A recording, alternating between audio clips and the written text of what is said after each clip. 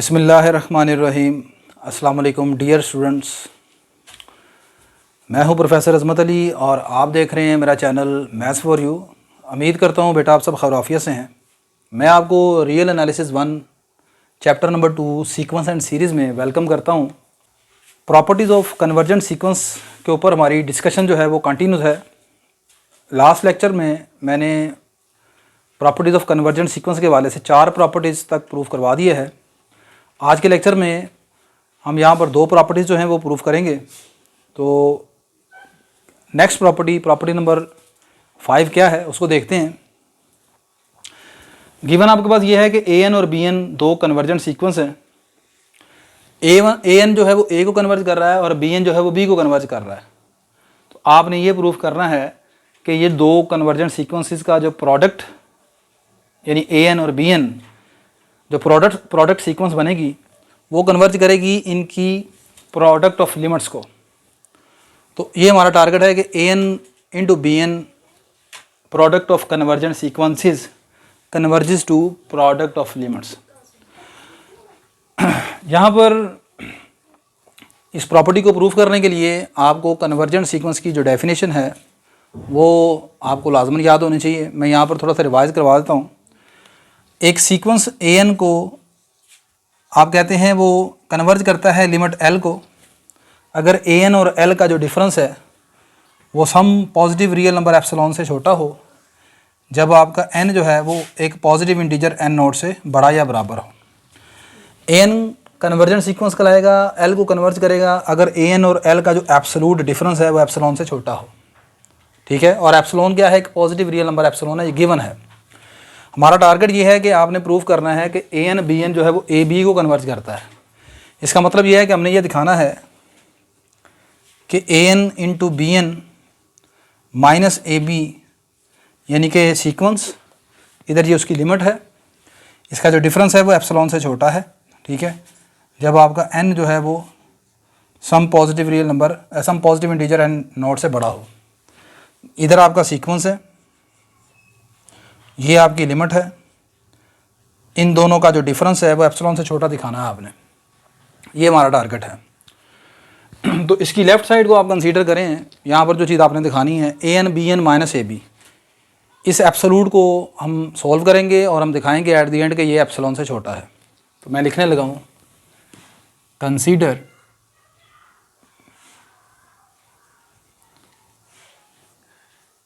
A N B N minus A B. इन दोनों term के दरमियान में आप एक टर्म ऐड और सब्ट्रैक्ट करें। वो टर्म कौन सी है? ए इंटू बी एन। आप ये टर्म को भी ऐड और सब्ट्रैक्ट कर सकते हैं यहाँ पर, अगर आपकी मर्ज़ी है तो ए एन इंटू बी इसको भी ऐड और सब्ट्रैक्ट कर सकते हैं। एक में ए एन ले लें एज अ सीक्वेंस और साथ बी जो है वो एज अ लिमिट है, यानी कि ये वाली टर्म आप ऐड कर लें या सब्ट्रैक्ट कर लें, या अगर आप ये टर्म ऐड करना चाहते हैं सब्ट्रैक्ट करना चाहते हैं तो ये भी आप ऐड कर सकते हैं। ठीक है, तो मैं यहाँ पर ये ऊपर वाली term a N B n को ऐड और सब्ट्रैक्ट करने लगा हूँ। तो by adding and subtracting a N b, ये मैंने सब्ट्रैक्ट कर दिया और ये यहाँ पर मैंने इसको ऐड कर दिया और ये माइनस आ गया ए बी। पहली 2 टर्म में से आप ए एन को कॉमन बी एन, यहाँ पर ये बी एन भी आएगा नीचे। पहली 2 टर्म में से आप यहाँ पर ए एन को कॉमन निकाल लें। ये ए एन कॉमन निकाल लिया, बाकी आपके पास बच गया बी एन माइनस बी। और आखिरी दोनों टर्म में से आप बी कॉमन निकाल लें, बाकी रह गया ए एन माइनस ए। अब यहाँ पर आप एब्सोल्यूट की एक प्रॉपर्टी है जो आप कैलकुलस में और रियल एनालिसिस चैप्टर नंबर 1 में पढ़ चुके हैं कि एक्स प्लस वाई का जो एब्सोल्यूट है वो लेस देन इक्वल होता है x absolute plus y absolute से। इस प्रॉपर्टी का हम यूज़ करेंगे। तो ये सारी टर्म जो है वो आपकी एक्स है, ये सेकंड टर्म जो है वो आपकी वाई है। तो ये आ जाएगा लेस देन इक्वल टू पहली टर्म का absolute A N into B N minus B, और ये आ जाएगा B into A N minus A का एब्सोल्यूट। अब यहाँ पर पहुँचने के बाद अब मज़ीद एक प्रॉपर्टी का इस्तेमाल करेंगे और एब्सोल्यूट की प्रॉपर्टी ये है कि अगर 2 रियल नंबर इस तरह उनका एब्सोल्यूट हो प्रोडक्ट में, तो वो इक्वल होता है x absolute into y absolute के। अब यानी कि यहाँ पर दोनों का एब्सोल्यूट आप अलग अलग कर देंगे, ये आ जाएगा less than equal to A N absolute into B N minus B plus B absolute into A N minus A. इसे आप 1 कह दें। अब यहाँ पर 1 में देखें आपके पास 4 चीज़ें आपको नज़र आ रही हैं। पहली चीज़ बी एन है और बी के दरमियान डिफरेंस है। इसके लिए तो हम एक एप्सिलॉन लेट करेंगे, क्योंकि बी एन आपका बी को कन्वर्ज कर रहा है, तो ये कन्वर्जेंट सीक्वेंस की डेफिनेशन को पूरा करेगा। इसी तरह ए एन जो है वो ए को कन्वर्ज कर रहा है, तो ये इसके लिए भी हम एक एप्सिलॉन लेट कर लेंगे। बाकी बचती हैं 2 चीज़ें, एक है बी का एब्सोल्यूट, तो बी एक रियल नंबर है, लिमिट थी, तो ये एक रियल नंबर है। ए एन जो है यहाँ पर ये है nth टर्म का एब्सोल्यूट है। सीक्वेंस ए एन जो है उसका एब्सोल्यूट है। As a n is a convergent sequence, आपके पास ये चीज़ गिवन है कि ए एन जो है वो कन्वर्जेंट सीक्वेंस है। अब अगर ए एन कन्वर्जेंट सीक्वेंस है तो हमने एक थ्योरम पढ़ा हुआ है कि every convergent sequence is bounded. Her convergent sequence bounded होता है। अगर हर कन्वर्जेंट सीक्वेंस बाउंडेड है सो ए एन इज़ बाउंडेड। और बाउंडेड सीक्वेंस की डेफिनेशन क्या होती है? अगर ए एन बाउंडेड है तो आपको एक पॉजिटिव रियल नंबर m मिलेगा। So there exist m belong to r, और m आपका क्या है? एक पॉजिटिव नंबर है सच डैट सीक्वेंस बाउंडेड कहलाता है अगर उस सीक्वेंस की हर टर्म जो है वो एक पॉजिटिव रियल नंबर से छोटी हो। ठीक है, मतलब ये है यहाँ पर कि ए एन का जो एब्सोल्यूट है वो इस m से क्या होगा? छोटा होगा या ज़्यादा से ज़्यादा बराबर हो सकता है। तो अब इसको मैं यहाँ पर इनक्वालिटी नंबर 1 में पुट कर रहा हूँ। इसे 2 कह दें। By using 2 in 1, 2 in 1 inequality number 1 में इनक्वालिटी नंबर 2 को इस्तेमाल करें तो वो क्या बन जाएगी? ये इनक्वालिटी नंबर 1 की लेफ्ट साइड ये सारी चल रही है। A N B N minus A B का absolute less than equal to, देखें ए एन की वैल्यू क्या है? m है। जहाँ पर ए एन लिखा है वहाँ पर m पुट कर देंगे सिर्फ आप। तो इसकी जगह आप m लिख देंगे तो ये आ जाएगा m into B N minus B plus B absolute into A N minus A. अब नेक्स्ट चीज़, नेक्स्ट इसे आप इनक्वालिटी नंबर 3 कहते हैं बेटा। अच्छा, अब यहाँ पर इनक्वालिटी नंबर 3 की जो आपके पास राइट साइड है उसमें 2 चीज़ें हैं आपके पास। एक तो ये सीक्वेंसेस हैं वैसे ही ए एन और बी एन, एक ये नंबर है m और एक है b का एब्सोल्यूट। मैं लेट कर लेता हूँ कि m1 एक नंबर है जो कि इन दोनों का मैक्सिमम है। मैक्सिमम है किसका? m के एब्सोल्यूट का और b का। अब m1 नेगेटिव होगा पॉजिटिव होगा? पॉजिटिव होगा। क्यों?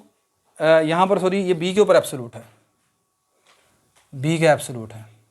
b के ऊपर एब्सोल्यूट होने की वजह से ये वाली टर्म b एब्सोल्यूट नेगेटिव नहीं हो सकती। m आप पहले खुद ही मान के चले कि वो पॉजिटिव रियल नंबर है, तो ये दोनों टर्म चूँकि पॉजिटिव है तो इन दोनों का मैक्सिमम भी पॉजिटिव नंबर ही होगा। दिस इंप्लाइज m1 भी यहाँ पर पॉजिटिव होगा। अब मैं करने ये लगा हूँ कि इन दोनों का जो मैक्सिमम मैंने m1 लेट किया है, मैं इनक्वालिटी नंबर 3 में m की जगह और b के एब्सोल्यूट की जगह इनका मैक्सिमम पुट करने लगा हूँ। मतलब मैं लिख रहा हूँ replace m and b absolute with m1। जब आप इन दोनों क्वांटिटीज़ की जगह इनका मैक्सिमम m1 जो है वो पुट करेंगे तो जो इनक्वालिटी नंबर 3 की राइट साइड है वो मज़ीद बड़ी हो जाएगी। ठीक है, यानी कि ये ऐसे आ जाएगा, this implies a N into B N minus A b, ये लेस देन इक्वल आ जाएगा। इसकी जगह क्या लिखेंगे आप? m1 into B N minus B plus इसकी जगह भी क्या लिखेंगे? बी एब्सोल्यूट की जगह m1। m1 into A N minus ए। देखें जी, इसको समझाने के लिए एक आसान चीज़ मैं आपको कहता हूँ। देखें, अगर मेरे पास ये लिखा हो इस तरह 2x प्लस 3y मिसाल के तौर पर, और इधर एक नंबर z है, z छोटा है 2x प्लस 3y से। अगर मैं z छोटा है 2x प्लस 3y से, तो अगर मैं इस 2 और 3 को बदल कर एक बड़े नंबर से रिप्लेस कर दूं, मतलब x की जगह x के साथ वाला जो कोफिशिएंट है वो ले लूँ 3, यानी इधर भी 3x लिख दूँ, इधर ये भी 3y रहने दूँ, तो अब बताएं ये वाली साइड मज़ीद बड़ी नहीं हो जाएगी? z मज़ीद छोटा हो जाएगा 3x प्लस 3y से। ऐसे ही है ना? तो सिमिलरली मैंने यहाँ पर ये किया है कि ये जो नंबर m है, कैपिटल M, और जो b का एब्सोल्यूट है, इसकी जगह बड़ा नंबर m1 जो है दोनों का मैक्सिमम, उसको रिप्लेस कर दिया, तो ये वाली साइड मज़ीद बड़ी हो जाएगी। इसे आप इनक्वालिटी नंबर 4 कह दें। आगे आपने ए एन और बी एन की जो कन्वर्जेंस की डेफिनेशन उसको यूज़ करना है। तो आप लिखेंगे by convergence of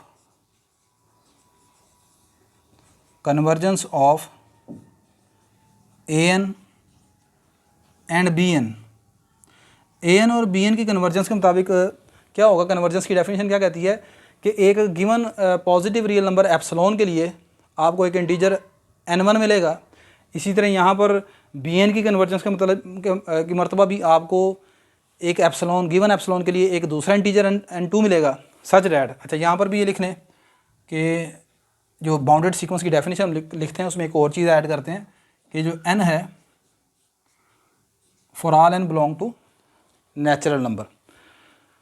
bounded sequence ऐसा सीक्वेंस है जिसकी हर टर्म जो है वो एक पॉजिटिव रियल नंबर एप्सिलॉन से, पॉजिटिव रियल नंबर m से छोटी है, ठीक है, हर टर्म। तो हर टर्म में यानी कि यहाँ पर ये एक चीज़ इजाफी ऐड कर दें, बेहतर है। तो by convergence of a n and b n we have, ये जो टर्म है और ये जो टर्म है इसका क्या बनेगा? आपका ए एन माइनस ए जो है वो लेस देन होगा एप्सिलॉन से, और एप्सिलॉन के नीचे एक मैं नंबर लिख रहा हूँ 2m1। इसकी वजह क्या है मैं अभी आपको बताता हूँ। For all n greater than equal to n1, इसे इनक्वालिटी नंबर आप 5 कह दें।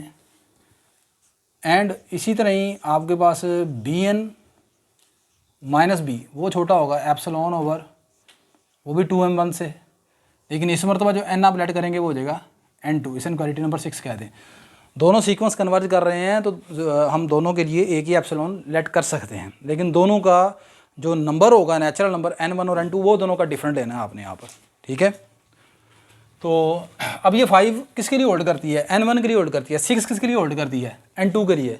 अगर मैं लेट कर लूँ, जैसे कि अगर आप मेरे प्रीवियस लेक्चर देख चुके हैं तो उसमें ये चीज़ मैं बार बार इस्तेमाल आपको बता चुका हूँ कि जब भी आपने ऐसी दो इनक्वालिटी को इस्तेमाल किया जिनमें दो एप्सिलॉन आ रहे हैं, यानी दो मरतबा दो कन्वर्जेंट सीक्वेंस वहाँ पर पड़े हुए हैं, तो जब आप वहाँ पर उन दोनों इनक्वालिटीज़ को इस्तेमाल करने लगे हैं किसी तीसरी इनक्वालिटी में, तो ये n1 के लिए होल्ड करती है, n2 के लिए होल्ड करती है, तो वहाँ पर मैंने आपको बताया है कि आपने अगली लाइन ये लिखनी होती है, लेट कर लें कि n डैश जो है वो इन दोनों का मैक्सिमम है। Let n dash is maximum of n1 n2, then 5 and 6 hold for n dash. देखें जी, आपकी इनक्वालिटी नंबर 5 जो है वो n1 के लिए होल्ड करती है, इनक्वालिटी नंबर 6 जो है वो n2 के लिए होल्ड करती है। मान लें कि n1 और n2 दोनों का मैक्सिमम जो है वो n डैश है, तो फिर क्या होगा? इनक्वालिटी 5 और इनक्वालिटी 6 दोनों किसके लिए होल्ड करेंगी? जो दोनों का मैक्सिमम है। फ़र्ज करें n1 की वैल्यू मैं पहले भी बता चुका हूँ, n1 की वैल्यू 10 है, तो ये इनक्वालिटी बनती है n 10 या 10 से बड़ा नंबरों के लिए। दूसरी बनती है, फ़र्ज कर लें n2 की वैल्यू 12 है, तो ये होल्ड करती है उन नंबर के लिए जो 12 या 12 से बड़े हैं। तो मुझे बताएं इन दोनों में कॉमन कौन सा है? कॉमन नंबर को किस में आएंगे? अब ये 5 और 6 को आप इनक्वालिटी नंबर 4 में फाइनल इस्तेमाल करें। m1 की यानी ये वाली जो वैल्यू है a n minus A absolute की और b n minus B absolute की वैल्यू आप 4 में पुट कर दें।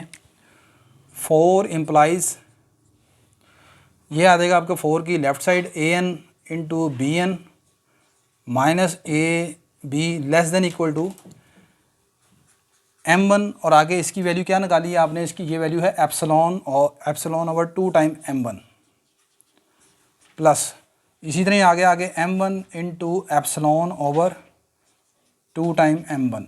ये M1 M1 से कैंसिल हो जाएगा, ठीक है। इसलिए मैंने दोनों मरतबा M1 और M1 लेट किया है, क्योंकि शुरू में वैसे भी मैंने M2 कहीं पर जिक्र नहीं किया किसी नंबर का, कोई M2 नाम का भी कोई चीज़ है, और यहाँ पर आपका M1 इस्तेमाल हो रहा है दोनों साइड, दोनों इनक्वालिटीज़ में, ठीक है। M1 M1 से कैंसिल हो जाएगा, ये एप्सिलॉन बाई 2 आ जाएगा, ये भी एप्सिलॉन बाई 2 आ जाएगा।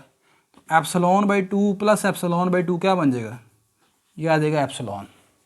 तो ये वजह थी कि आपके पास यहाँ पर एप्सिलॉन लेट करने की, ठीक होगी बात। अब दूसरी बात, आपने इसकी डेफिनेशन को, इसकी वैल्यू को इधर पुट किया है ना, तो ये नया साइन कौन सा है, लेस देन का है, तो यहाँ पर आप लेस देन साइन लगाएं, ठीक है। तो ये यही आपने प्रूफ करना था कि an into B N minus A B का absolute less than M epsilon के लिए, किस n के लिए, for all n greater than equal to ये जो नया आपने लेट किया n डैश, ठीक है जी। तो ये आपने, अब यहाँ पर एक और चीज़ मैं आपको बता दूं कि कोई ज़रूरी नहीं है कि आप यहाँ पर इसको less than epsilon over 2m1 ही लेके चलें। फ़र्ज़ करें कि एक स्टूडेंट कहता है कि अगर यहाँ पर an माइनस ए का एब्सोल्यूट लेस देन, हम सिर्फ इतना ले लेते हैं एप्सिलॉन ओवर m1, तो नो प्रॉब्लम, वो एप्सिलॉन ओवर m1 रख ले। उससे क्या होगा, यहाँ पर एप्सिलॉन ओवर m1 आएगा, यहाँ पर एप्सिलॉन ओवर m1 आएगा, m1 m1 से कट देगा, ये हो जाएगा लेस देन 2 एप्सिलॉन, ठीक है।